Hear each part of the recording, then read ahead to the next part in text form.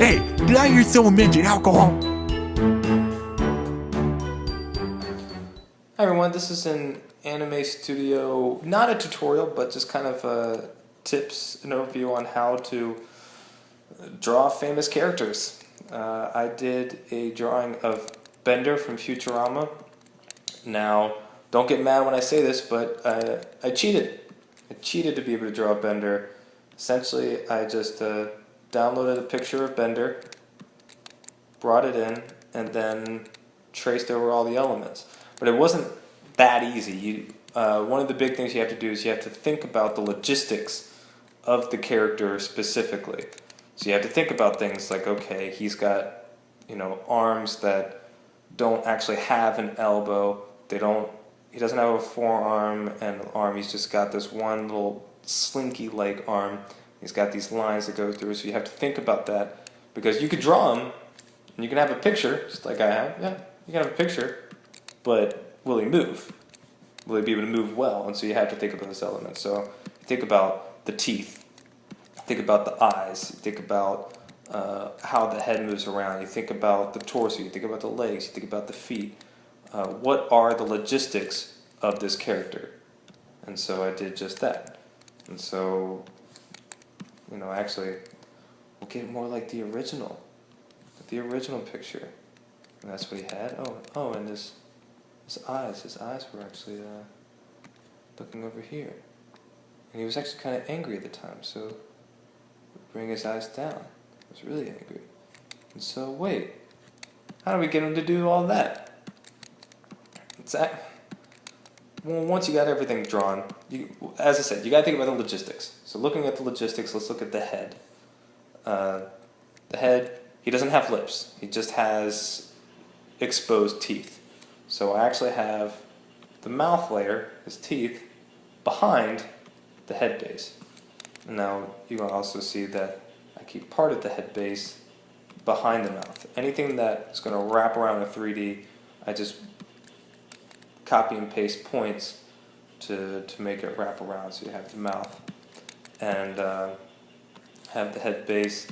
And now also, as I said, plotting things out, thinking about it. If you want his head to turn, guess what's going to happen? These are going to move over. What's going to end up happening is you're going to have another line come over, right?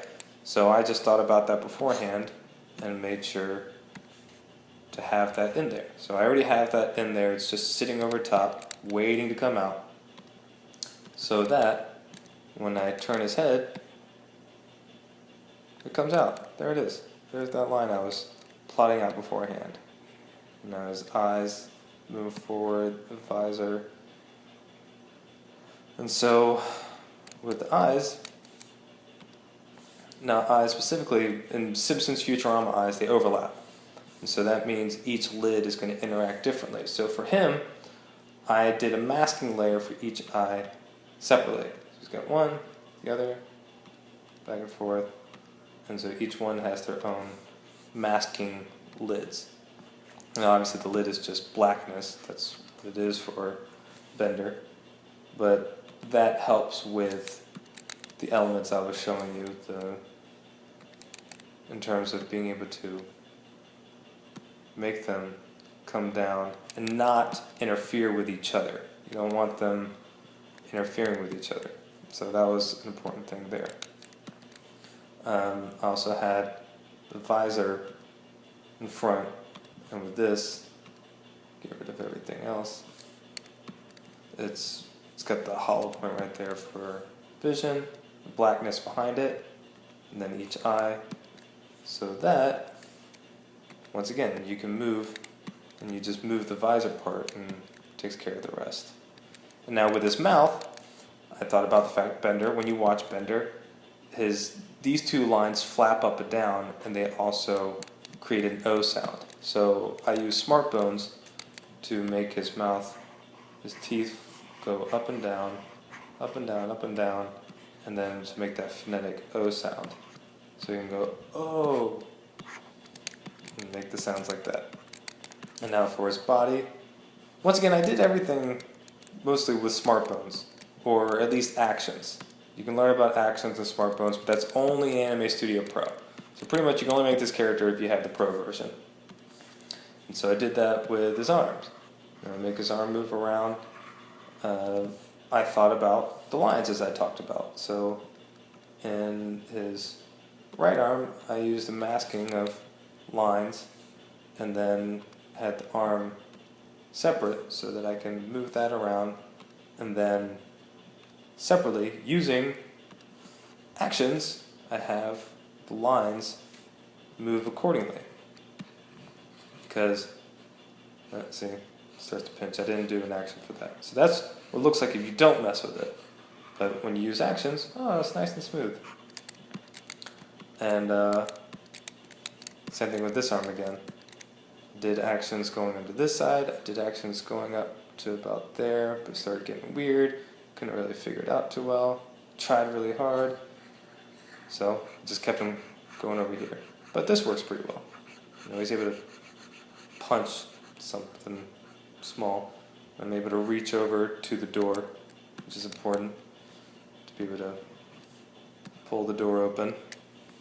And the door, I just did, I just made his torso have a little hole in it.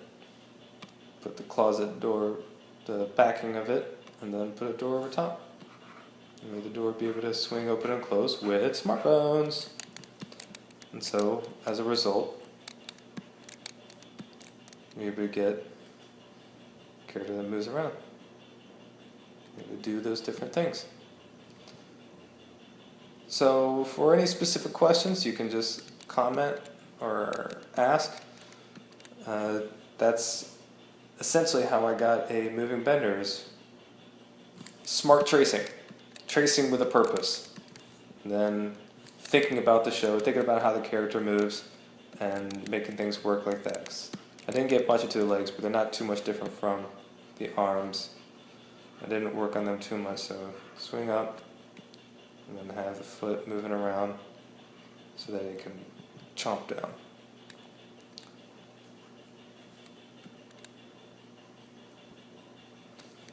And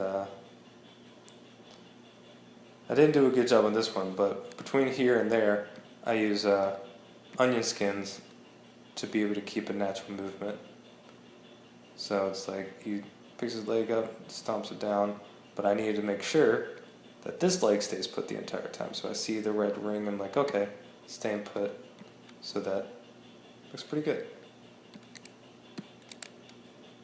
Once again, the mouth flapping, being able to open the door. Actually, I ruined something. Had it open.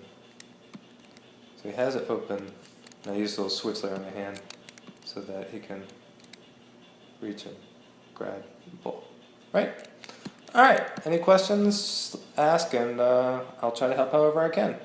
Thanks for watching. It's time to decide who won. Comment below with your vote. And don't forget to subscribe. I'll know if you didn't because I'm a robot. And also because I work for the NSA.